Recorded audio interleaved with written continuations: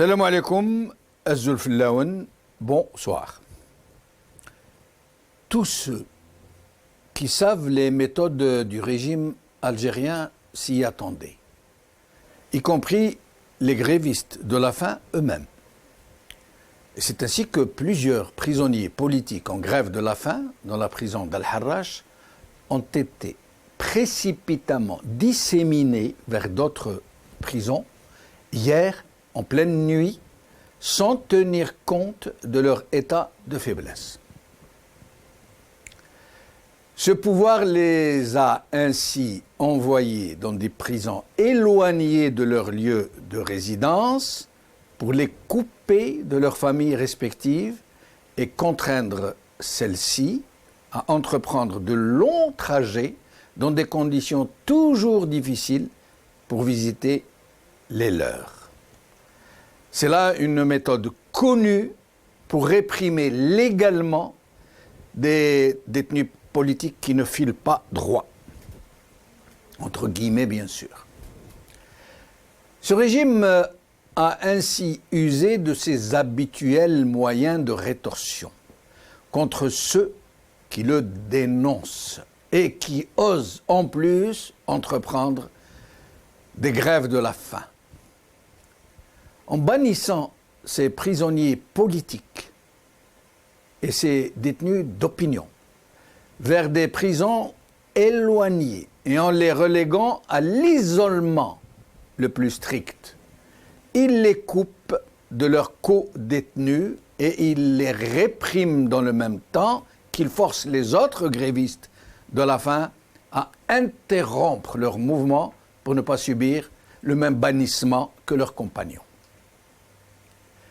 Hier donc, ce régime avait diffusé un communiqué particulièrement virulent via le procureur général d'Alger pour déclarer qu'il n'y a pas de grève de la faim dans la prison d'Al-Harrach, alors que dans les heures qui ont suivi, il a déclenché des représailles contre les mêmes grévistes de la faim dont il niait l'existence. Il a procédé d'un véritable chantage contre les prisonniers politiques. Ceux qui ont persévéré dans leur grève ont été déplacés dans la nuit même vers des prisons éloignées de leurs familles respectives. Une attitude très dure, destinée à décourager la propagation de la grève de la faim dans les autres prisons, où sont détenus des centaines de prisonniers politiques et d'opinion, plus de 300. Dans le même temps, et comme à s'en accoutumer, quand ils se sont menacés, ce régime exige de la presse, de sa presse, un blackout très subtil, ne leur permettant, à ces journalistes, ne permettant à cette presse, de ne traiter du sujet que par le biais du compte-rendu, qui reste dans une reprise très réservée et très froide de l'information, sans autre commentaire, stricte information factuelle que ces journaux puisent systématiquement dans les déclarations du régime. Aucun média algérien n'a encore signalé, ni encore moins commenté réellement cette affaire, ses vrais tenants, ses vrais aboutissants, le déni outrancier du parquet général et les méthodes du régime pour casser la grève de la faim. C'est dire l'ampleur de la tragédie que vivent les Algériens, pris en étau entre d'un côté ce régime militaire mafiocrate et de l'autre par tout cela censé défendre les Algériens et les protéger. La justice, la presse, les partis politiques, les députés, les sénateurs, tous les organes dits consultatifs, la Cour constitutionnelle, la Cour des comptes, l'autorité nationale indépendante des élections, la haute autorité de transparence, de prévention et de lutte contre la corruption, le Haut Conseil islamique, le Conseil national des droits de l'homme, l'Observatoire national de la société civile et toute une foultitude d'organismes et de pseudo-institutions aussi inutiles qu'ils sont budgétivores, des niches pour ces adeptes de la haute corruption et qui se trouvent être les plus fidèles alliés naturels du système qui vampirise l'Algérie pour les sustenter, pour les alimenter. Et pour couronner le tout, pour finir d'incarcérer tout un peuple, ne lui laisser d'autre choix que d'applaudir à sa seule et à sa propre déchéance et celle de son pays, ou se retrouver en prison, ne voilà-t-il pas qu'une camarilla de généraux qui dispose quasiment du quart de tout le budget national, sans avoir à rendre compte de son usage de la plus petite façon, serait-ce pour 1 dinar?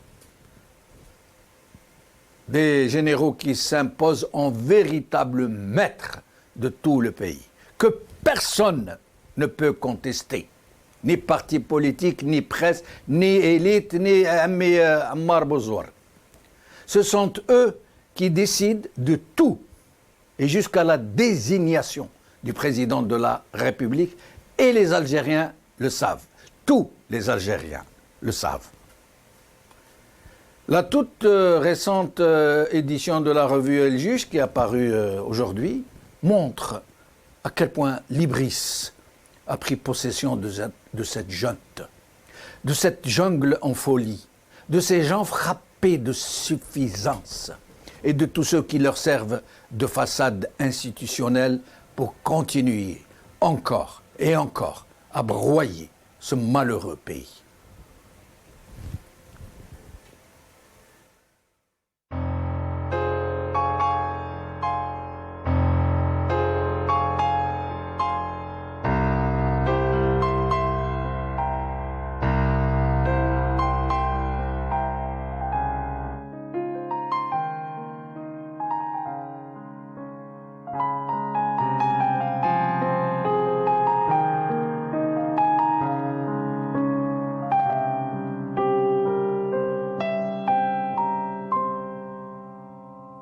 موطني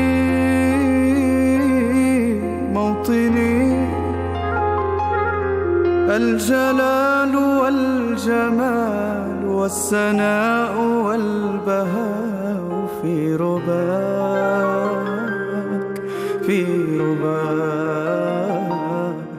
والحياة والنجاة والهناء والرجاء في هواك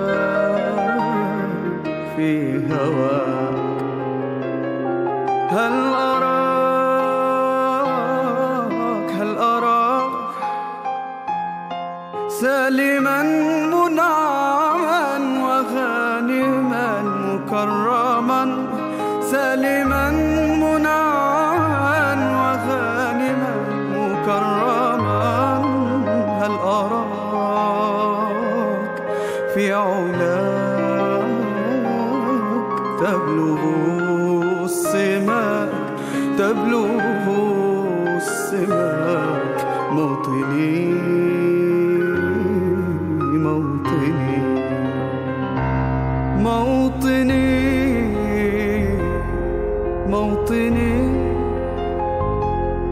الشباب لن يكل همه أن يستقل أو يبيد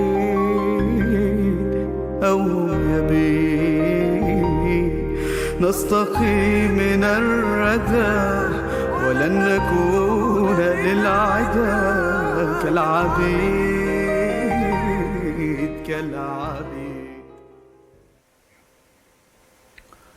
Algérie, un pays otage de ses généraux.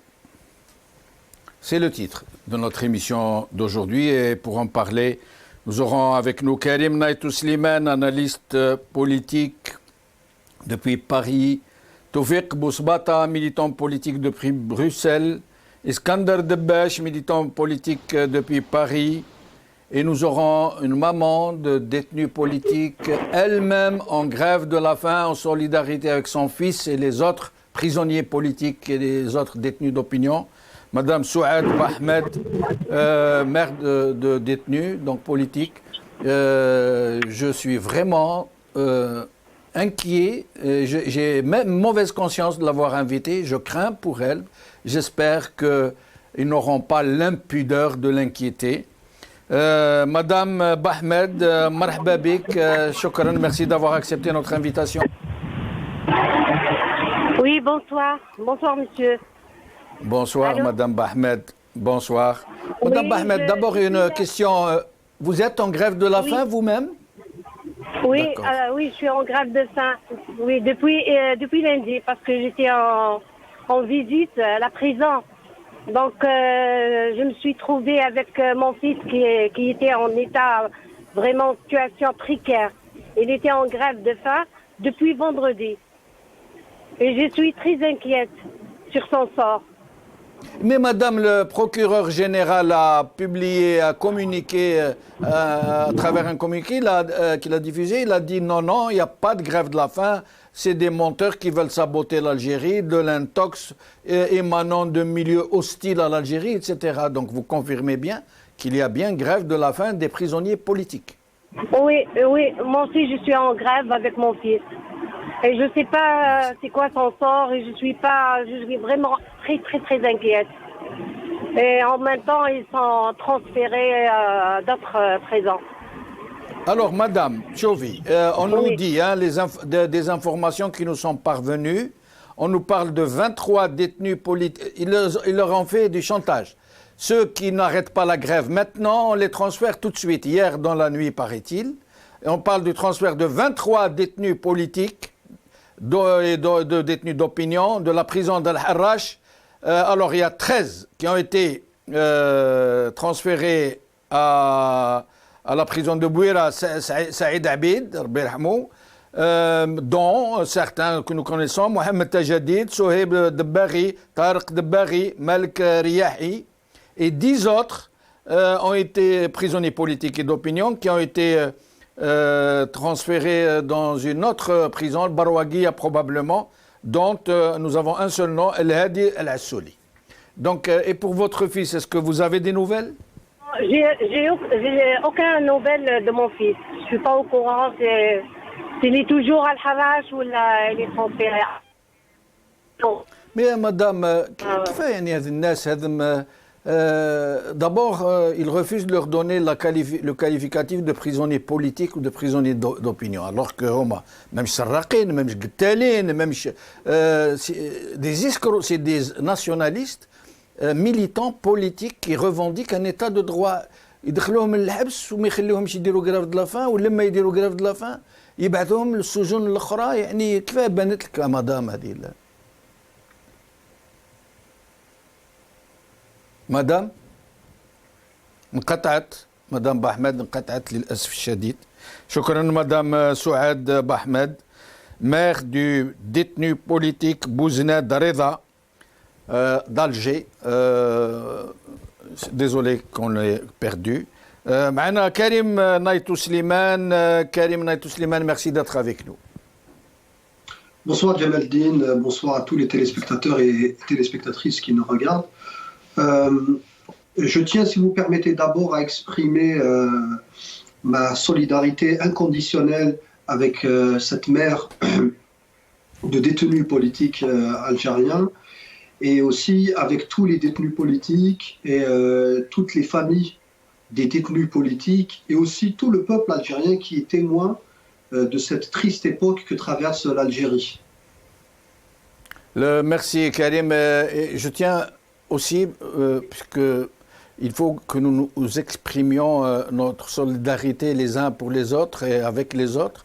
Rappelons que Ain Oulmen a été frappé par une incroyable tragédie, des gens qui ont brûlé vifs à l'intérieur de leur immeuble, souvent parce qu'il y a du barodage.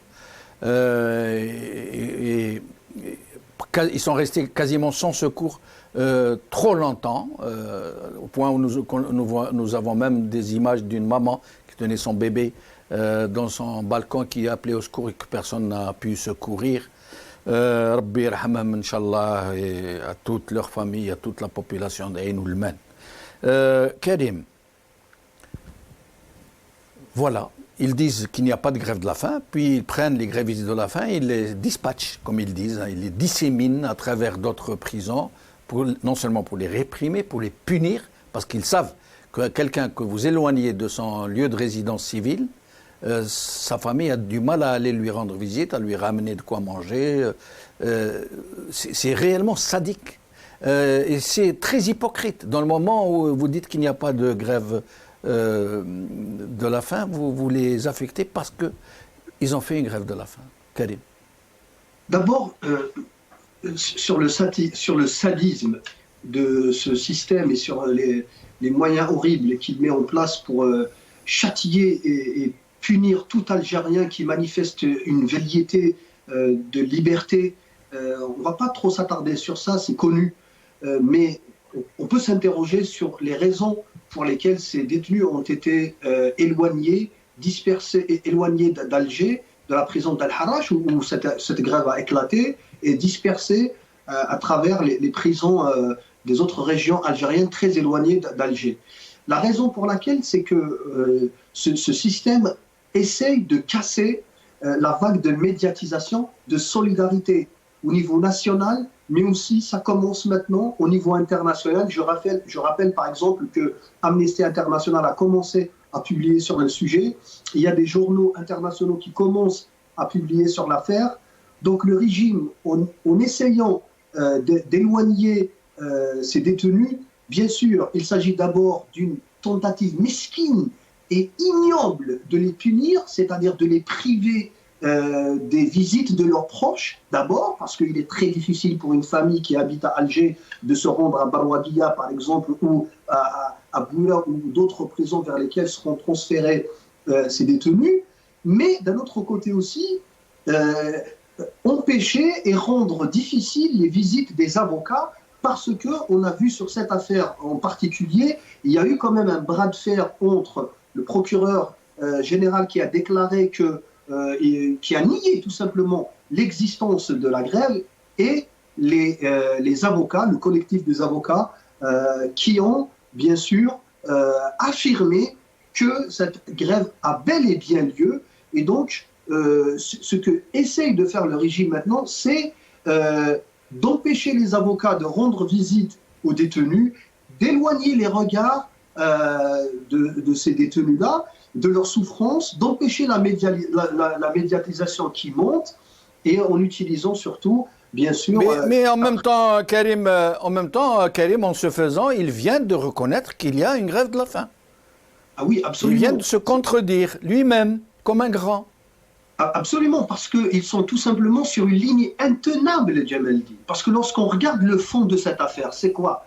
C'est toute une question de radicalisation. Le régime a radicalisé ses méthodes, a radicalisé sa position. Il est tout à fait normal que de l'autre côté, en face, les détenus qui ont été toujours, depuis le début du Hirak, les détenus qui sont actuellement en prison sont parmi les militants les plus convaincus de la nécessité du changement en Algérie. Alors, il y a eu bien sûr maintenant radicalisation de la part des détenus qui n'ont trouvé d'autres moyens dans la situation désespérée dans laquelle ils se trouvent que de radicaliser leur lutte pacifique en faisant le don le plus cher, qui est le don de soi, et en entamant une grève de la faim illimitée. Donc, le régime maintenant est face à son injustice et face à l'impasse dans laquelle il s'est placé lui-même. Il est dos au mur. Et moi, ce que je pense, ce que j'espère, c'est que bientôt, la rue algérienne va se saisir de cette affaire. Parce que moi, derrière cette grève de la faim, je vois un appel de ces détenus. Non pas vers le régime, parce qu'ils n'ont rien, et ils le savent, ils n'ont rien à attendre de ce régime. Parce que ce régime a montré à chaque fois qu'il est là pour opprimer les Algériens. C'est un régime qui ne reconnaît même plus ses propres lois. C'est un régime qui viole sa propre constitution. Donc les détenus ne font pas appel ni au président désigné, ni à tous les hommes et femmes du système, mais je pense qu'ils sont en train de faire un signe, un appel à la rue algérienne, à tous les Algériens. Et moi d'ailleurs, de là où je suis, je lance un appel à tous les Algériens de se préparer pour reprendre la rue, parce que il faut sauver ces détenus. Ce régime l'a montré dans le passé. Il ne faut pas oublier l'affaire Jamal Din Fakhar, Rabbi Rahmou. On sait que ce régime ne fera rien et laissera mourir ces Algériens. Alors c'est à nous de les sauver et de nous radicaliser dans nos positions politiques, de nous radicaliser politiquement et pacifiquement et de reprendre la rue. Parce que derrière ce dossier, et c'est pour ça moi j'insiste toujours sur l'appellation, Jamal Din s'il vous plaît, de détenus politiques. Il faut oublier ces histoires de détenus d'opinion. Ce sont des détenus politiques. Ici, il y a certains qui ont peur du parallèle qu'on aurait, par exemple, à faire avec les détenus politiques des années 90, eh bien qu'ils le fassent. C'est aussi des détenus politiques. Le grand problème en Algérie, c'est un problème politique. Et toute cette affaire, son arrière-fond est politique. Et c'est politiquement que ces détenus sont en train de lutter, ne sont pas en train de lutter pour leurs droits individuels. Nous avons vu, par exemple, avec Ben Naoum, le vaillant militant qui a refusé de signer des conditions pour sa libération conditionnelle. Pourquoi? Parce que les conditions qu'on lui avait proposées ont bafoué et piétiné ses positions politiques. Voilà pourquoi et sa liberté d'homme libre. Et sa liberté d'homme libre. Ses droits d'homme libre. Elles ont criminalisé son combat politique. Et c'est pour ça qu'il a refusé. Et les autres détenus se retrouvent dans cette situation. En Algérie, la question, c'est la politique. Est-ce que les Algériens ont un statut de citoyen à part entière qui leur permet de jouir de leur liberté citoyenne, que la Constitution garantit, et d'exercer la politique, de faire la politique, de faire entendre... Et restez avec nous, Karim, je reviens à vous dans un instant. Avec nous, Iskandar Debbash, militant politique depuis Paris. Mais avant, nous allons écouter ce jeune Algérien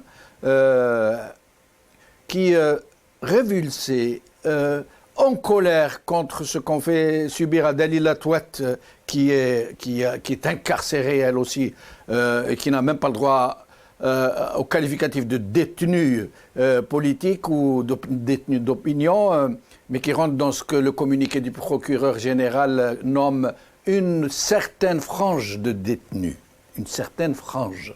Alors nous allons écouter ce jeune homme qui, dans son infinie innocence et dans son grand courage, regardez ce qu'il dit. Oui, écoutez. السلام عليكم ورحمة الله. رسالة برك حبيت نوجهها لهم. أقسم برب العزة كلمة تاع رجال وقدام رب العالمين هو الأول وقدام الشعب الجزائري كامل. سيبوا تليلة تواه. سيبوها أمها كبيرة مسكينة واحد ما عملوا بها شكون حيقوم بها. فهمتي كيف ما هي كبيرة في العمر واحد ما يقوم بها. أنا مستعد أخويا التهم أخويا الموجهة لها هي أخويا مدوها لي أنا أخويا سيبوها هي تروح.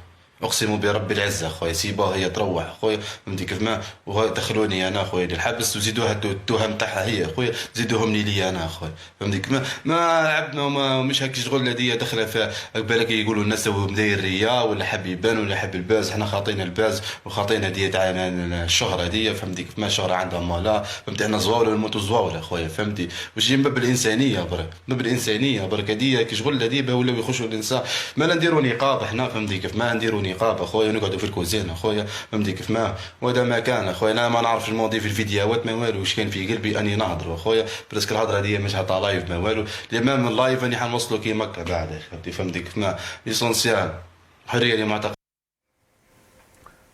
Iskandar Debbash sur ce sujet de la grève de la fin des prisonniers politiques et sur leur bannissement vers des prisons éloignées pour ne pas, c'est une punition pour ne pas permettre à leurs familles de les visiter normalement et comme l'a bien souligné Karim Naïtous Nimel, ni même à leurs avocats. Ils les éloignent de leurs avocats en fait. Iskandar Debbash. Bonjour Jamal, et bonjour à tous les téléspectateurs. Et merci d'avoir accepté notre invitation, Iskandar. C'est moi qui vous remercie pour m'avoir fait participer à votre émission, ou pour m'avoir permis de participer à votre émission. Ce que je voulais dire, c'est d'abord, je voudrais exprimer ma solidarité pleine, entière et inconditionnelle avec les détenus politiques, mais en même temps aussi avec les mères des détenus qui sont présentes aujourd'hui dans notre émission, et ainsi que mes salutations à tout le peuple algérien. Ce que je veux dire à propos de cette répression, c'est-à-dire que au fil de la répression, le pouvoir est de plus en plus en train de redéfinir son identité. On n'est plus dans l'angélisme de la République algérienne démocratique et populaire des années 70 ou 80. Aujourd'hui, nous sommes entrés en plein dans le duvalierisme. C'est dans une sorte de pouvoir absolu entre les mains d'irresponsables. Voilà ce que moi je définis. Il y a eu des pouvoirs absolus dans l'histoire. Hein. Il y a eu l'Allemagne nazie, mais il y a eu des dictatures diverses. Mais là, nous sommes il y a eu aussi Papadoc Duvalier, qui était président autoproclamé de Haïti et qui faisait tout et n'importe quoi, qui avait jusqu'à le droit de vie ou de mort sur ces sujets. En Algérie, c'est exactement pareil. C'est la phase dans laquelle est entré ce pouvoir totalement irresponsable. Vous savez, la définition du pouvoir absolu, comme elle a été donnée par les philosophes, dont les philosophes des Lumières, dont Jean-Jacques Rousseau, dans le contrat social, où il disait le pouvoir, le plus fort n'est jamais assez fort pour être toujours le maître, s'il ne transforme sa force en droit et l'obéissance en devoir. D'où le droit du plus fort, droit pris ironiquement en apparence, mais réellement en principe. Voilà où est entré ce pouvoir. Et pour ce qui est de ce régime, pour apporter de l'eau à votre moulin Skandar, et il transforme les généraux algériens qui ont la réalité du pouvoir, qui ont pillé le pays, qui l'ont maltraité, qui l'ont meurtri, il les transforme en dignes héritiers des glorieux révolutionnaires de l'ALN. Vous savez, l'ANP aujourd'hui n'est pas l'héritière de l'ALN. Elle est l'héritière tout au plus d'une frange de l'armée des frontières, et de la plus mauvaise en plus. Aujourd'hui, ils ont failli transformer l'Algérie en une armée de mercenaires, transformer l'ANP en une armée de mercenaires. C'est justement ce pouvoir un peu plus ou moins occulte, parce que vous savez, moi je ne crois pas que le couple Chengriha et Tebboune est la réalité du pouvoir. Hein. Je pense que ce sont deux pauvres guignols qu'on met en avant, c'est-à-dire pour la vitrine. Nous allons en parler tout à l'heure, Iskandar. Pour le moment, j'aimerais que vous restiez un peu sur ce sujet de la grève de la faim, oui. Qui se veut éminemment politique, qui se veut un appel d'abord aux autres détenus politiques qui sont dans les autres prisons d'Algérie, et ensuite un appel très fort pour le reste des Algériens pour dire qu'ils sont en prison pour avoir revendiqué un état de droit, et que cet état de droit est toujours otage de ses généraux. Donc sur cette grève, c'est un lapsus révélateur en fait, sur cette grève de la faim politique et cette réaction d'un régime qui d'abord nie qu'il y ait eu une grève pour ensuite affecter, bannir ces prisonniers, les envoyer au plus loin de leur famille. Qu'est-ce que vous pourriez nous dire sur ça, sur cette schizophrénie de ce régime, en plus de son sadisme ? Vous avez bien fait de parler du sadisme de ce pouvoir, hein, parce que vraiment, là, on est dans le véritable sadisme d'État. Ce que je voulais dire, c'est que le peuple doit épouser cette cause et répondre à l'appel des grévistes. Je suis moi-même personnellement d'avis que l'on puisse organiser une grève de la faim ici à Paris, sur le parvis des droits de l'homme, pour soutenir nos camarades prisonniers politiques en Algérie. Très bien. Voilà. Et donc, et en plus de cela, j'aimerais, et ça n'engage que moi-même, je lance un appel à Tebboune pour le rendre personnellement comptable quant à la sécurité et l'intégrité physique des prisonniers politiques. Et en premier lieu de la faim. Pour abonder dans le thème sur le du pouvoir, j'exprime ma solidarité avec les maires de ces détenus parce que en éloignant les prisonniers politiques de la prison d'El Harrach et des centres pénitentiaires de la capitale et des grandes villes, il les soumet à un parcours, un véritable parcours du combattant pour obtenir une permission de visite.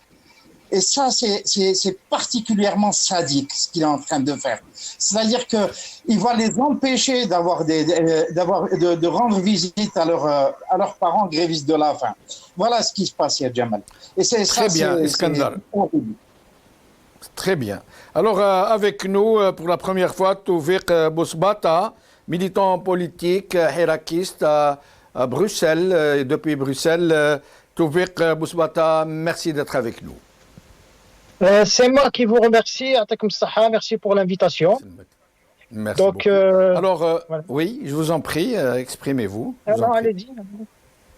Je voulais vous demander votre avis d'abord sur cette grève de la faim, sentiment à chaud comme ça, des prisonniers politiques d'Al Harrach qui viennent d'être envoyés, disséminés vers d'autres prisons, dont deux dont nous avons connaissance, celle de Barwaguiya et celle de Bouira. Si un prisonnier politique fait une grève de la faim, c'est que c'est l'ultime recours pour lui, parce qu'il risque de mourir. S'ils ont décidé de faire ça, c'est que c'est vraiment, ils ont fait tous les recours et ils n'ont pas eu de solution.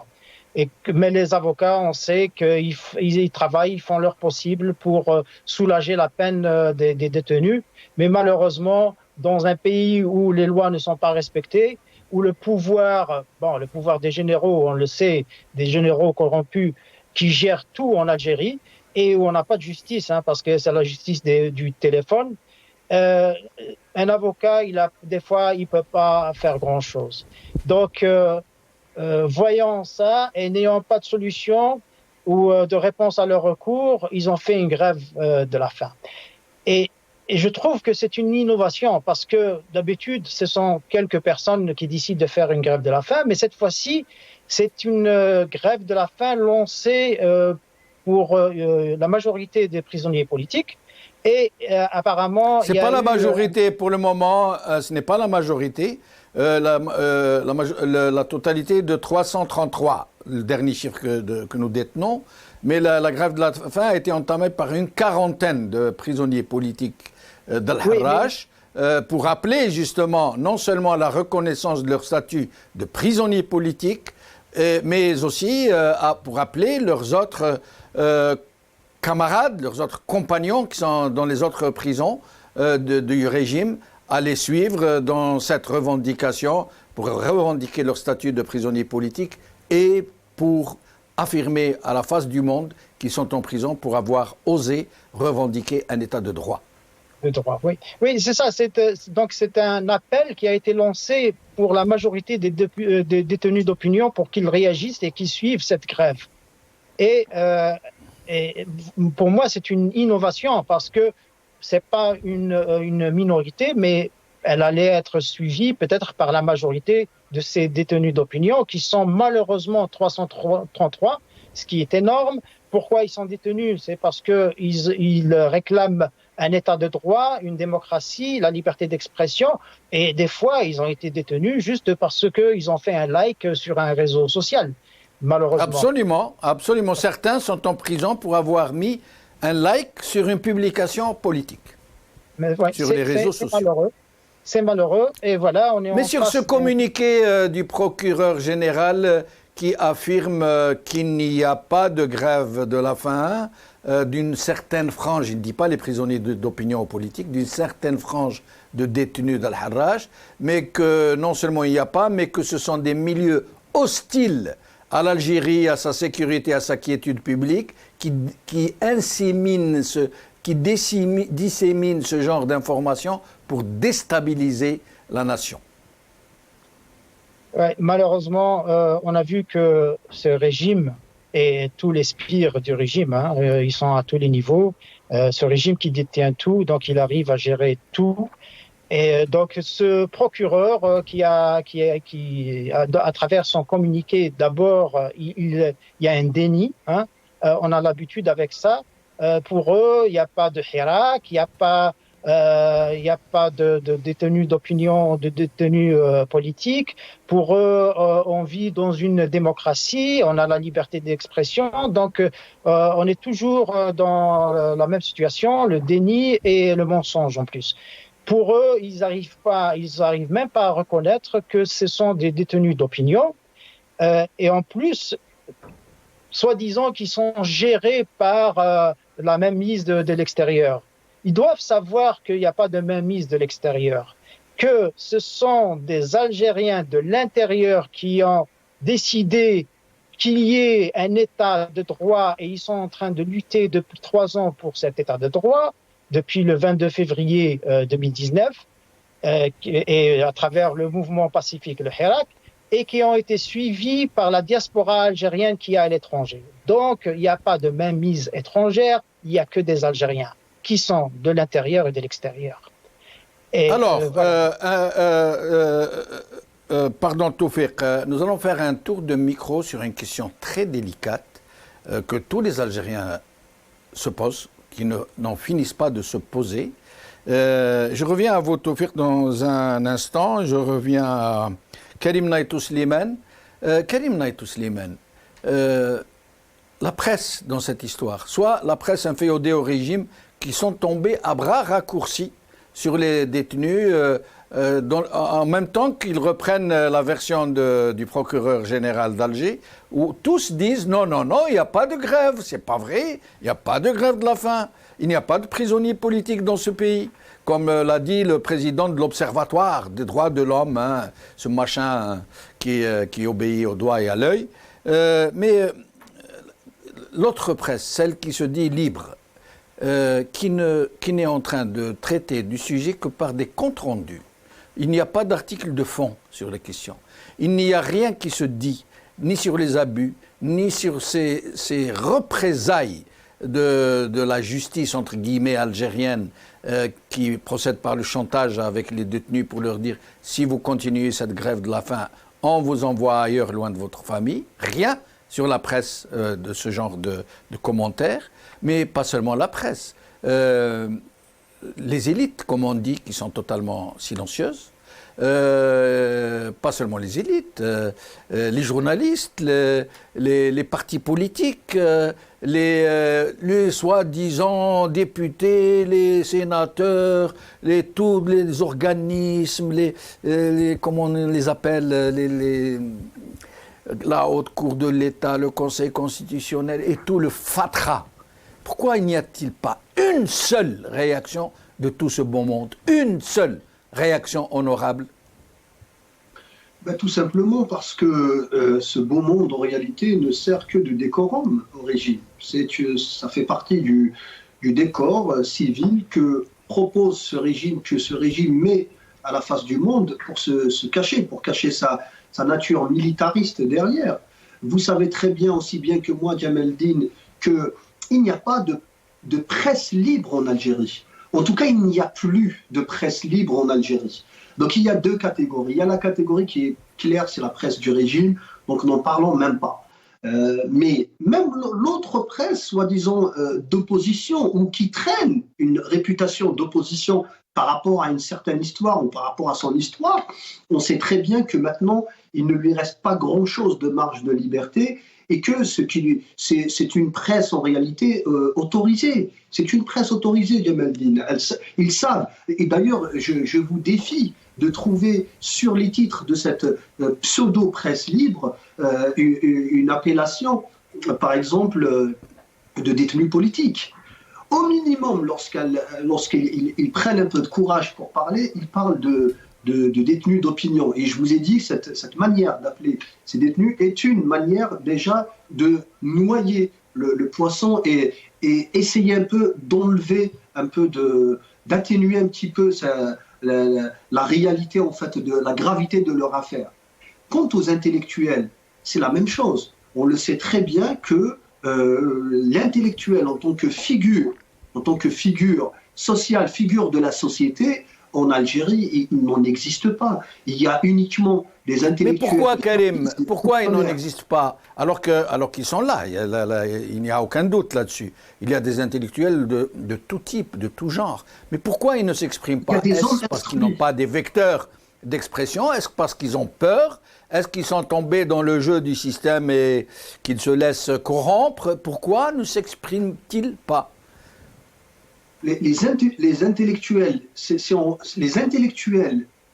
on reprend la fonction d'intellectuel, la figure d'intellectuel, c'est-à-dire qui ont une instruction, qui ont une notoriété dans un domaine scientifique donné ou artistique, et qui usent de leur notoriété pour influencer et s'exprimer politiquement dans la société, cette figure-là en Algérie est presque inexistante. Il se compte sur les doigts d'une seule main.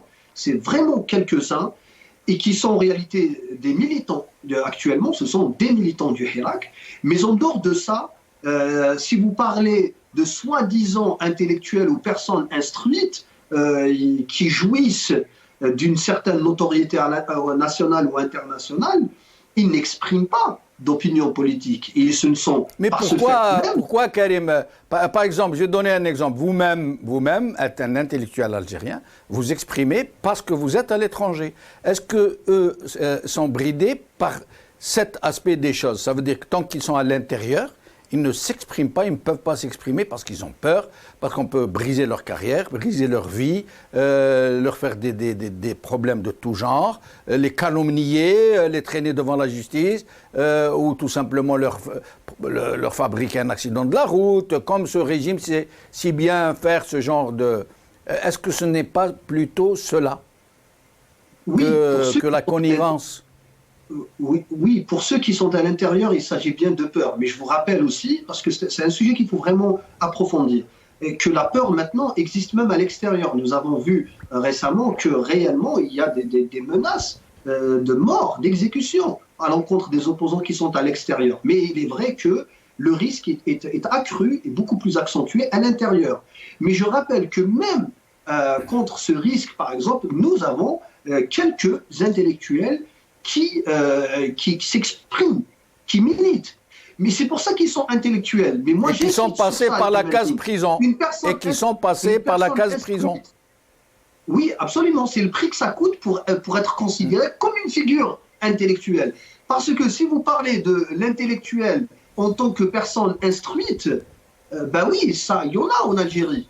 Il y en a, mais ce ne sont pas des intellectuels parce qu'ils ne portent pas d'opinion politique, ils n'expriment pas. Être intellectuel, ce ne sont pas des honneurs, Djamaldine, c'est un ensemble de risques, c'est une fonction sociale qu'on doit assumer ou pas. Ces personnes-là, artistiques ou scientifiques ou académiques, universitaires, qui n'assument pas cette fonction, pour moi, ce ne sont pas, socialement parlant, ce ne sont pas des intellectuels.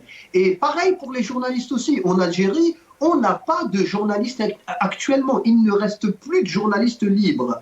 Vraiment, c'est des cas extrêmement rares et on sait ce que ça leur coûte. Les journalistes libres en Algérie sont interdits d'exercer. Ceux qui restent en Algérie maintenant, ce sont et beaucoup d'entre eux sont passés, eux aussi, par la case prison. Par la case prison. Et c'est pour ça qu'on les connaît. Les Algériens les connaissent.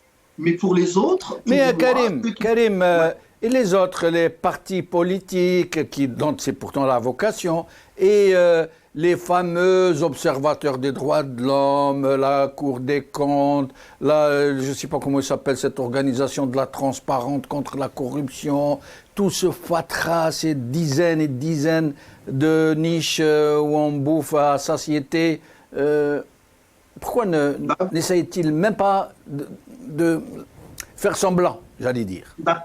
Parce qu'ils savent que ça coûte très cher. Parce que la politique actuellement, Djamaldine, est interdite aux Algériens. En Algérie, pareil pour les partis politiques. Il ne reste pas de partis politiques en Algérie. Il ne reste plus de partis d'opposition. Les partis d'opposition qui essayent maintenant de rester dans le politique, je donne quelques exemples. Par exemple, nous avons par exemple le RCD, par exemple. Regardez ce que subit, par exemple, son président, Mohsen Belabbès, Fethi Ghirres, pareil, pour son parti, et d'autres. Tous les partis actuellement Fethi Ghirres qui est dans la case prison, et Mohsen Belabbès qui risque de connaître la case prison. Qui risquent de connaître la prison. Voilà. C'est-à-dire, ceux qui veulent les Algériens qui veulent faire de la politique réellement, ne peuvent pas le faire. Et ceux qu'on autorise, c'est pour ça que je parle bien de presse autorisée, de partis autorisés, de société civile autorisée, ce sont des personnes qui ont accepté de jouer ce rôle vraiment mesquin, de figurant, d'homme de paille, jusqu'au président, jusqu'au ministre, jusqu'aux parlementaires aussi, qui n'ont en réalité aucun pouvoir entre leurs mains. Ils ont accepté d'être des figurants d'une grotesque pièce théâtrale qui est jouée en Algérie, depuis l'indépendance bien sûr, mais il faut dire que depuis 20 ans à peu près, les choses se sont aggravées. Et là, depuis 2-3 ans, elles se sont encore plus aggravées. Et c'est pour ça que nous sommes en train d'entrer dans un système totalitaire accompli, c'est-à-dire un système qui transforme les Algériens en sujets. Les Algériens sont en train de devenir réellement colonisés. À un certain moment, la colonisation, on en parlait comme une métaphore. On disait que ce régime a hérité des mêmes pratiques que le système colonial, mais actuellement, ce régime est en train de coloniser réellement les Algériens, de les opprimer et de les tenir uniquement par la force. C'est pour ça que ça ne tiendra pas. Et de les sidérer, Karim. D'ailleurs, je vous rappelle quelque chose qui est complètement intraductible en français, Darja. Ils disent, c'est très fin, c'est d'une subtilité incroyable. Ils disent avant كان كاين الاستعمار ودرك كاين الاستحمار. Restez avec nous, Karim. Je reviens à vous dans un petit moment. Iskander Debbache, sur tous ces relais sociaux, ces relais politiques, ces partis politiques, cette presse, ces institutions, ces organes en tout genre, censés remplir un rôle social, politique, et même ces observatoires des droits de l'homme, etc. Pourquoi sont-ils autant absents et pourquoi sont-ils dans une telle connivence? Parce que dans ce genre de situation, on ne peut pas être neutre. On est pour le droit, la liberté et la légitimité, ou on est du côté du régime. Il n'y a pas photo sur ça. Donc, comment expliquez-vous cette situation, alors que le régime n'a plus les mêmes moyens qu'avant pour arroser tout ce beau monde? Jamal, le pouvoir en Algérie a instauré un climat de peur. Je ne parle pas pour tout le monde. Il a instauré un climat de peur pour toutes les voix discordantes contre lui. Ce qui fait que les partis politiques qui autrefois avaient une certaine latitude d'action et d'expression aujourd'hui sont réduits au silence, comme le RCD et même le FFS d'ailleurs. On les entend plus justement sous l'effet de la peur, sous l'effet de la terreur plutôt. Quant aux autres, c'est-à-dire les organisations défense des droits de l'homme, commission, etc., tout ce qu'ils peuvent dire, cela, on les connaît. Tout ce qu'ils peuvent dire, tout ce qu'ils ont dit jusque-là, se résume à une expression, c'est la voix de son maître, pas plus que ça. Ce qu'il faut retenir, c'est que le pouvoir est en train de menacer toute voie libre par des charges fabriquées de toutes pièces. Il y a des professeurs, des journalistes, des défenseurs de droits humains algériens qui sont pris pour cible par le pouvoir. Et ils encourent tous pratiquement de très lourdes peines de prison sur la base de charges fabriquées de toutes pièces, telles que la participation à une organisation terroriste. Ces accusations sont très graves. Complot contre l'État, etc., etc. Tout ça pour avoir cliqué sur un j'aime sur Facebook. Pas plus que ça. Hein. C'est-à-dire que et voilà. Et donc voilà ce qui se passe pour la supposée liberté d'expression en Algérie. Nous sommes, c'est-à-dire l'Algérie est en train de traverser. Vous savez, autrefois, on parlait de la décennie noire. Aujourd'hui, nous sommes dans la nuit noire de l'Algérie. L'Algérie traverse une nuit sans lune aujourd'hui. Et on se souviendra très longtemps de cette répression qui peut à tout moment, c'est-à-dire tourner à la répression. Pourtant Tebboune est en train de dire qu'il est le président le mieux élu d'Algérie depuis son indépendance. Il est en train de dire « Nous sommes désormais dans l'Algérie nouvelle ». C'est son slogan, c'est son blason. Oui, mais il peut dire ce qu'il veut, hein, vous savez, il peut dire ce qu'il veut. Tebboune ne pèse pas très lourd en Algérie, vous savez, c'est juste une sorte de porte-voix, même pas, c'est-à-dire, il est là pour la vitrine, rien de plus. C'est quelqu'un, vous savez, le jour où le système sera le véritable pouvoir, je parle du véritable pouvoir, c'est le pouvoir militaire qui n'est pas Chengriha. Chengriha et Tebboune sont deux guignols sacrifiables, là. Vous savez, le jour où le véritable pouvoir sera inquiété, que ce soit en Algérie ou sur la scène internationale, ce jour-là, il va les sacrifier tous les deux, et sans état d'âme. Restez avec nous, Iskandar Debech. Je reviens à vous justement pour le sujet de l'armée. Alors, le Toufiq Bousbata, sur ce point ce n'est pas seulement l'indifférence, ce n'est pas l'occultation, ce n'est pas le blackout, c'est la connivence de la presse avec le régime dans ce genre d'affaires. Une presse qui ne dit pas ce qui se passe réellement. Elle ne dit rien de la grande gravité de la situation. Elle ne dit pas que l'Algérie fonce à tombeau ouvert sur le mur, qui ne l'attend pas seulement, mais qui commence à venir vers elle. Qu'est-ce que vous pourriez... pour appeler, cette formule appartenait à Sami Oussaddiq Rabbi Yarhamou, qui avait dit ça, ce n'est plus nous qui allons vers le mur, c'est le mur qui vient à nous, Rabbi Yarhamou. Toufiq. Effectivement, donc on n'a pas de presse en Algérie, malheureusement. C'est vrai que Kima Gal Karim, il y a quelques journalistes qui sont encore intègres et qui font leur travail de journaliste, mais malheureusement ils sont passés par la case prison. Mais sinon on a des chaînes ou des canaux TV que les Algériens appellent canaux des égouts.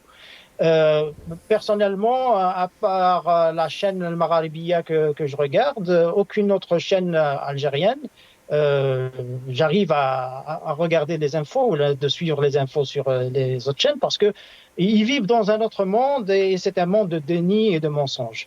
On n'a pas de journaux aussi, hein, les quotidiens, même si Tebboune il dit qu'on a une presse libre, qu'on a, je sais plus, il a cité une affaire de 200 et quelques quotidiens et hebdomadaires, on les voit pas. Même leur revue El Jeish, on a vu aussi les mensonges qu'ils publient et qu'ils diffusent à chaque fois. Donc il y a et ce peuple algérien fier et rebelle, s'il est sorti le 22 février 2019, c'est parce qu'il n'y avait pas d'opposition en Algérie. Le régime actuel ou le régime qui était avant le Hirak, c'est comme un cancer. Il a gangréné toutes les franges de l'État algérien, de la nation algérienne. Il y avait de la corruption et des gens de leur sbire à tous les niveaux. Donc il n'y avait pas de justice, il n'y avait pas de presse, il n'y avait pas, d'ailleurs, les médias qu'on appelle le quatrième pouvoir, il n'y avait pas le premier pouvoir qui est, disons, le pouvoir législatif ou le pouvoir parlementaire, pas de pouvoir exécutif. On n'avait rien du tout. Tout a été infiltré et gangréné par la mafia des généraux et bien sûr les oligarques, ou le frère de l'ancien président, des amis de l'ancien président, Bouteflika. Et donc, ce qui veut dire, c'est parce que le peuple, il n'a pas trouvé de structure pour réclamer ses droits ou réclamer un état de droit, c'est pour ça qu'il est sorti dans la rue. Par millions, on l'avait vu quand ça a commencé, le Hirak, c'était des millions de gens qui sortaient des fois plusieurs fois par semaine. Ils ont commencé les vendredis, et puis vendredi et mardi, et par la suite, c'était vendredi, mardi et samedi. À ce moment-là, les forces de l'ordre ne pouvaient plus suivre. Et on a vu les partis politiques qui ont des agréments. La plupart, ils étaient avec le pouvoir, ils n'étaient pas avec le Hirak. C'est par la suite qu'ils ont essayé de surfer sur la vague du Hirak, mais le peuple les a rejetés. À part, bien sûr, quelques partis politiques qui m'a que nous vraiment. C'est un honneur d'avoir un chef de parti comme lui, ou le parti du RCD, une partie du FFS, pas tous, parce qu'on a vu que le FFS, l'élite, elle a commencé à marchander avec le pouvoir, mais sinon... Il y a le PST qui a été suspendu, et il y a le parti de Zobeda Assoul, l'UCP, je crois, si je ne m'abuse, qui menace aussi d'être suspendu ou dissous. Oui, voilà. Mais sinon, les grands partis qui sont connus et qui ont peut-être des dizaines, des centaines de milliers de militants, ils bougent pas. Au contraire, ils sont là, ils sont bien gentils, ils ont participé aux élections législatives et ils envoient leurs députés au Parlement, qui n'est pas un Parlement, qui n'a pas de pouvoir. Donc, ce qui veut dire, le peuple n'a pas trouvé de structure pour réclamer ses droits, et c'est pour ça qu'il s'est opposé en masse, et c'est pour ça qu'il a fait commencer le mouvement Hirak. Et ce peuple-là ne va pas s'arrêter jusqu'à ce qu'il arrive à obtenir... Et justement, ce peuple-là ne va pas s'arrêter. Alors avant de passer à la thématique suivante, celle de la revue El Jish et sur El Jish d'une façon générale, vous avez assisté récemment à un rassemblement, une rencontre qui a eu lieu à Lille, je crois. Pourriez nous en dire deux mots? Qu'est-ce qui s'est passé? Oui. Donc, c'était le 22 janvier, on a assisté à une manifestation qui s'est passée à Lille, en face du consulat algérien. C'était toujours pour le Hirak, pour réclamer un état de droit, pour libérer les détenus d'opinion ou les détenus politiques, pour une justice en Algérie et pour que cette mafia des généraux parte. Et on ne va pas s'arrêter jusqu'à ce qu'ils partent tous, parce que le peuple n'a plus confiance en cette mafia des généraux qui est composée, on sait bien, par des généraux traîtres, par des généraux corrompus, par des généraux incompétents et incapables à gérer le pays. On a vu comment ils ont géré le pays les incendies l'été passé, et malheureusement le plus pauvre des pays africains pouvait gérer cette catastrophe d'une façon meilleure que la nôtre. Et il y a eu un appel, je crois, lors de cette rencontre, il me semble. Effectivement, donc les manifestants présents sur place, donc ils ont réaffirmé que le Hirak était toujours là et qu'il continuait à manifester pour l'Algérie. Et donc, il y avait par la suite une réunion où les participants à cette manifestation se sont réunis et par la suite, ils ont décidé de lancer un appel. Donc, cet appel qui suit l'appel de Bruxelles du 15 octobre 2021 et qui est dans la suite de toutes les démarches de coordination, que ce soit de Paris, que ce soit de Strasbourg, Genève, Bruxelles, Francfort, Lyon, Madrid et dernièrement Lille. C'est une suite. Donc, pour continuer le Hirak, et dans cet appel, on a donc l'appel à la diaspora algérienne qui se trouve en Europe d'aller assister en masse à la manifestation du 20 février à Paris, pour réaffirmer nos revendications du Hirak et pour soutenir nos détenus en Algérie. Deux, on appelle toute la diaspora algérienne qui se trouve à l'étranger, donc en Europe ou ailleurs, à s'organiser en une coordination inclusive, hein, donc pour qu'il y ait vraiment une coordination entre la diaspora et le Hirak de l'intérieur. Très bien, très bien. Je vous remercie. Alors, Karim Naïtou Slimane, d'abord avant de lancer le sujet suivant, celui de la revue LG, je rappelle qu'elle a vraiment changé de peau, la revue LG, celle-ci est un peu modernisée, elle a mis de la couleur, et puis elle ne traite pas que du politique. Maintenant, il y a les affaires militaires, une longue rubrique qui s'appelle les affaires militaires. Il y a aussi un dossier sur les essais nucléaires du temps de la colonisation. Et on sent qu'il y a plus de professionnalisme, y compris dans la formulation. Quoique, par exemple, je vais vous lire la première phrase de l'édito, vous allez être édifié pour que je n'en dise pas plus long. Écoutez bien, hein, ça vaut vraiment son pesant de balles Kalachnikov. L'édito, il s'appelle « Ceux qui n'ont pas appris des expériences de l'histoire ». Et la première phrase, écoutez bien, le premier paragraphe, la première phrase, hein, l'armée nationale populaire se distingue des autres armées du monde par le fait qu'elle n'a pas été constituée par décret. C'est pas incroyable, ça? Comme si les autres armées ont toutes été créées par décret. Les soldats étaient à la maison, on les a convoqués, on leur a dit ça y est, vous faites, l'armée est née aujourd'hui. Comme si elle ne découle pas toutes autant qu'elles sont de processus historiques. C'est incroyable de dire ça. Mais avant, nous allons écouter d'abord M. Tebboune, puis M. Chingreha, et nous en parlerons. M. Tebboune. يأمنوا بالقدرات تاع الغير هما دايرين روحهم ما الجزائر قوة ضاربة العالم كله معترف بالجزائر إلا بعض الجزائريين تلقاهم نهار كامل هما يقزموا في البلاد نهار كامل هما ينتقدوا نهار معليش الانتقاد بلاه الانتقاد البناء يخليك يعني تفوت المراحل الأخرى ولكن ما تقزمش بلادك العالم كله عارفها باللي قوة جهوية باللي قوة تجيب السلام في المنطقة باللي قوة جابت توازنات في المنطقة دولة اللي تخرج 250 ألف جامعي سنويا قال لي أنا ما نشكك في الشباب تاعها ستارت اب ميكرو انتربريز ولا غيرها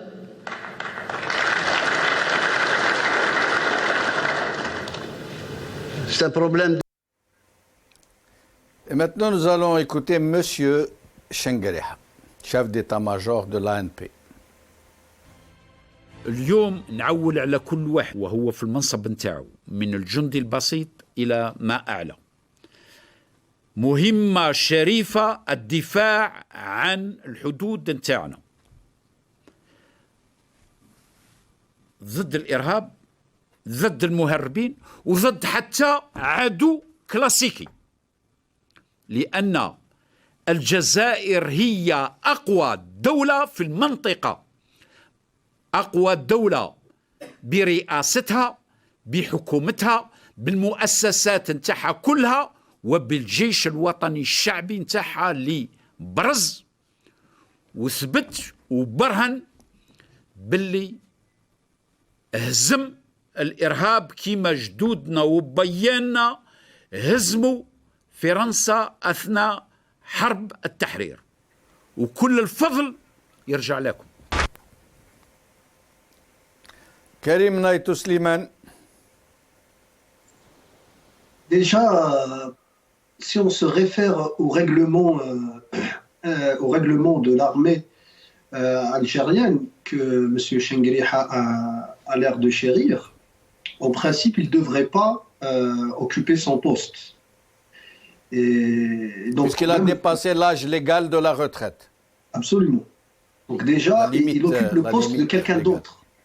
Hein? Donc là, il occupe le poste de quelqu'un d'autre. Donc en réalité, il n'a aucune légitimité légale, légalement. Il n'a pas le droit d'être assis sur ce fauteuil-là. Que dire? l'armée algérienne, c'est 26%. 26% du budget de l'État pour l'exercice 2022. La dernière loi de finances, c'était 26%. C'est-à-dire à peu près 9 milliards, 300 millions de dollars. Il n'y a aucun mécanisme de contrôle sur l'usage de cette somme colossale. Pour l'instant aussi, l'armée algérienne actuellement, notamment une partie de ses généraux, exerce les fonctions politiques suprêmes en Algérie. Nous avons vu par exemple que les élections qui ont abouti à la désignation de Tebboune étaient organisées par Feu Gaïd Saleh. Hein, donc elles ont été organisées. Le défunt chef d'état-major. Absolument. Le défunt chef d'état-major. C'est lui qui a organisé ces élections et il discourait avec son combat, hein, donc il ne se cachait pas. Voilà ce qu'on peut dire jusqu'à présent sur cette armée. Alors une question, Karim, une question dont je n'ai pas la réponse, je vous pose la question. Est-ce qu'il y a une armée au monde, hormis la Corée du Nord, on accepte, au monde, y compris les pays les plus sous-développés du monde, est-ce qu'il y a une seule armée du monde qui ne justifie pas un centime du budget qu'elle reçoit de l'État? D'abord, qui le désigne, c'est elle qui décide qu'il sera de 10 milliards ou de 12 ou de 15 ou... Et ensuite, aucun budget n'est proposé au Parlement pour le débat, aucun plan, aucun budget. Et à la fin de la dépense, à la fin de l'année d'exercice, il n'y a aucune justification et il n'est permis à personne de faire le moindre petit contrôle sur le moindre petit dinar. Est-ce que ça existe dans le monde et est-ce qu'il existe dans le monde des pays où le quart, plus que le quart, du budget revient à l'armée, qui est déjà très, très surarmée? Bien sûr. Et surtout, non seulement ça n'existe pas, mais surtout ça n'existe pas dans le cas de pays qui ne sont pas en guerre. Je rappelle que l'Algérie n'est pas en guerre. Hein, donc nous ne sommes engagés dans aucun conflit militaire, à ce que je sache. Je reviens à mon raisonnement, parce que il faut comprendre le statut de l'armée algérienne, et pas toute l'armée encore, de statut que certains généraux ont donné à l'armée algérienne. Pourquoi je parle et je dis que l'armée algérienne actuellement est le seul parti politique en Algérie?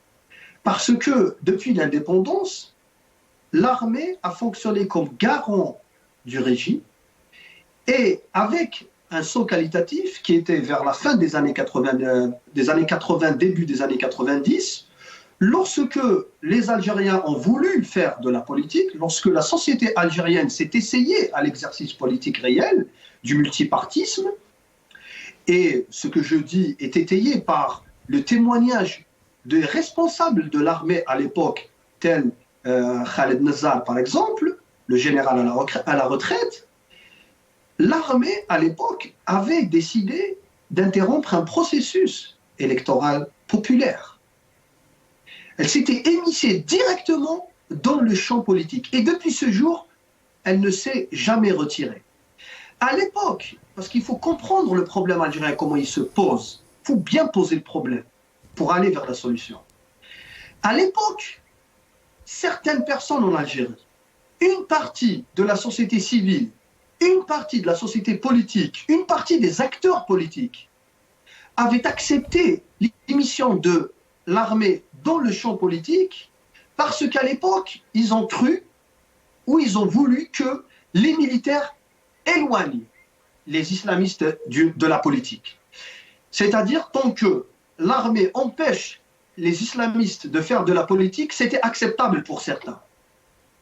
Mais maintenant, on réalise quoi en réalité?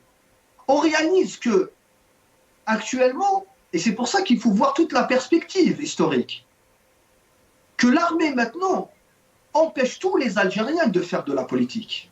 Pourquoi? Parce qu'actuellement, ça n'est pas le fils qui est dissous. Le fils a été dissous suite aux années 90. Mais par le même processus, on voit que des partis ouvertement laïques sont soit dissous, soit menacés de dissolution. Et donc là, on comprend les véritables raisons de la dissolution du fils. Les véritables raisons de la diabolisation de Mehri, Rabbi Yarhamou. Les véritables raisons de la diabolisation de Eid Ahmed, Rabbi Yarhamou. Les véritables raisons de la diabolisation maintenant de Mohsin Ben Abbas, de Karim Tabou et de Fethi Ghres, de ces 300 et quelques détenus politiques et de tous les Algériens qui sont à l'étranger, qui s'opposent à ce régime, la diabolisation d'El Magharibiya et de tous les journalistes libres qui essayent de faire leur travail comme il se doit. C'est-à-dire que les généraux actuellement interdisent la politique aux Algériens. Voilà ce qu'on peut dire actuellement. Merci Karim. Finissez parce que je vais devoir vous interrompre, mais finissez votre phrase, Karim.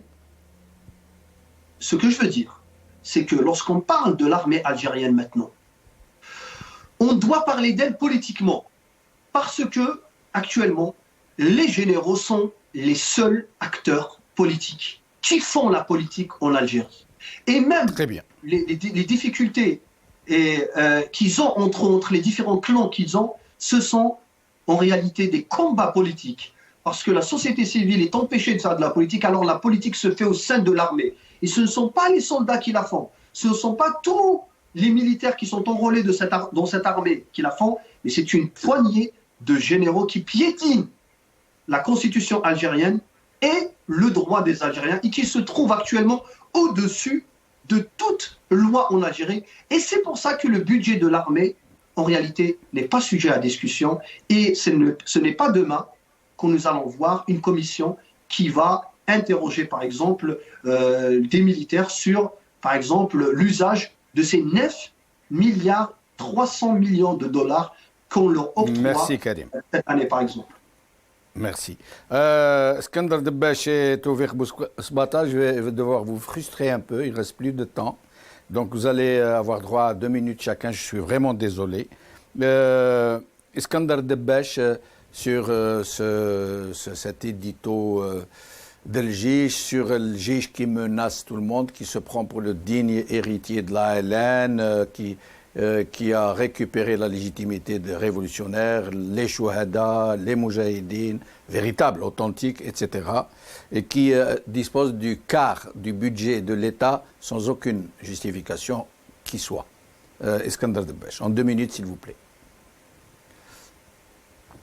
Il peut dire n'importe quoi. Il se limite au verbiage habituel en se prévalant de la guerre de libération. Non, l'ANP n'est pas l'héritière de l'ALN. Hacha. L'ANP est une armée, je dirais, de mercenaires actuellement dans la position où elle est. Et c'est même une armée d'occupation. On ne peut pas dire ça, Skandar. Ce serait insulter tous les militaires. Ce n'est pas le cas, vraiment. Comme vient de le dire Karim, en fait, c'est une poignée de généraux qui a pris en otage une armée tout entière. Mais dire que c'est une armée de mercenaires, personnellement, je ne serais pas d'accord avec vous. Jamal, vous parlez sans doute des conscrits, c'est ça? Je parle de toute l'armée, y compris, même pas de tous les, y compris cette poignée de généraux. Pas tous les généraux. Il y a beaucoup de généraux qui sont honnêtes, qui sont droits, qui font leur travail et qui déplorent ce qui arrive à leur pays. J'en sais quelque chose, je leur ai parlé personnellement. Oui. Moi, je vous donne mon opinion. C'est que une armée, normalement, elle doit être comptable devant le peuple. C'est dans le cadre, c'est-à-dire d'un État de droit ou même dans un État. Si l'on prend, c'est-à-dire l'État algérien, plutôt l'État dans la définition classique qu'on lui accorde généralement, à savoir qu'il est l'expression écrite de la nation si cette dernière est une conscience collective. Voilà. Donc, ce qui n'est pas le cas, justement. c'est une armée dont les membres plutôt sont pris en otage. Maintenant, vous allez me dire peut-être qu'il y a les conscrits qui sont des enfants du peuple. Vous savez, pas de problème. Pendant la guerre de libération, la France aussi a lancé une conscription chez les jeunes Algériens. Ça ne veut pas dire qu'ils étaient qu'ils étaient pour l'armée française ou la HADEC. Ils faisaient leur service militaire parce qu'ils y étaient contraints. Donc maintenant, on peut longuement épiloguer sur le rôle de l'armée en Algérie. Elle a installé, qu'est-ce qu'elle a fait? Elle a installé une sorte de proconsul en la personne de Tebboune, qui est là pour exécuter ses ordres. Et d'ailleurs, elle se fiche pas mal de ce qui se passe dans les affaires intérieures tant qu'il ne s'occupe pas des affaires de l'armée, c'est-à-dire elle lui laisse une certaine latitude, et puis c'est tout, et puis voilà. Maintenant, merci Iskandar. Merci. Finissez votre phrase, je vous prie. Non, je voulais dire que maintenant, c'est quoi? Nous avons affaire à une armée qui a renié son peuple, qui est complètement détachée de son propre peuple, qui n'a pas hésité à le massacrer. C'est une armée pendant les années noires, et c'est une armée sans honneur. Voilà ce que je veux dire. Merci Iskandar Debbash. Restez avec nous jusqu'à la fin de l'émission. Toufiq Bouspata, vous avez le mot de la fin, en moins de 2 minutes, Toufiq, vraiment. Donc, ce que vous avez dit, c'est une contradiction. Contradiction, d'un côté, il parle, j'ai vu aussi cohésion entre le peuple et son armée, consolider le lien profond. Il parle d'affermir les liens de fraternité entre les enfants du peuple. Oui, je suis d'accord. Les enfants du peuple entre les militaires et le peuple civil. On a tous des frères qui sont dans l'armée ou qui sont dans la gendarmerie ou dans la police.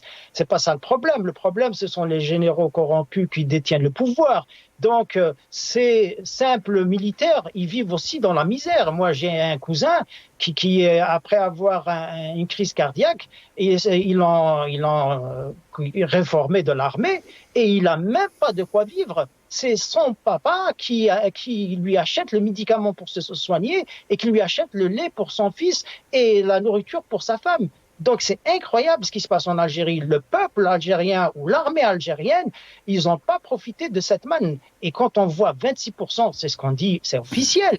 Mais peut-être ça dépasse les 26% du budget de l'État. C'est incroyable. Il suffit juste de voir sur Google ou là sur Wikipédia et vous allez voir, même les plus puissantes armées du monde, la Chine, la Russie, les États-Unis ne dépassent pas 4%. La Chine, elle dépasse même pas 2% du budget national. Donc c'est incroyable et on se demande qu'est-ce qu'ils font avec cet argent. Et sincèrement, personnellement, j'ai pas confiance en cette armée parce qu'elle est composée de corrompus. Donc demain, le commandement, je suis même pas sûr qu'il va défendre l'Algérie en cas de problème. L'armée, les militaires, ils vont la défendre, mais le commandement, ils sont pas compétents, donc ils peuvent pas la défendre. Et à savoir, qu'est-ce qu'ils nous ont acheté comme matériel militaire, comme les avions qu'ils ont achetés de la Russie. On a vu l'Ukraine qui a divulgué qu'en quoi il y a eu des avions qui étaient vendus aux Algériens comme étant des avions neufs. Mais finalement, ce sont des avions qui ont déjà été utilisés. Donc, pas confiance dans cette armée. Et en plus, il n'y a personne qui la contrôle. Et c'est pas ce que le peuple, il veut. Le peuple, il veut qu'il y ait une armée professionnelle qui va défendre les frontières, qui se mêle pas de politique, et une armée qui aura des comptes à rendre au peuple. Le peuple, c'est lui qui va avoir la souveraineté.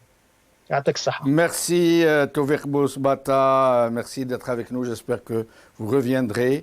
Merci Karim Naïtou Slimane, merci Iskandar Debbash et merci beaucoup Madame Souad Bahmed pour votre courage, pour votre engagement aux côtés de votre fils, vous qui avez entrepris d'entamer une grève de la faim avec lui, avec tous les détenus politiques. Nos hommages les plus sincères, les plus fraternels à toutes les mamans, à tous les papas, à toutes les familles des détenus politiques. Et Inch'Allah, demain, il fera jour. Redwa, yitla an-nahar. Qawla khair b'slama.